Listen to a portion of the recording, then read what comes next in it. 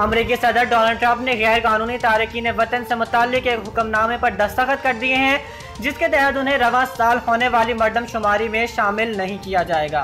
Trump की जानिब से हुक्मनामे पर दस्तखत के बाद अब गैर कानूनी तौर पर अमेरिका मुंतकिल अफराद मरदमशुमारी में शामिल नहीं होंगे।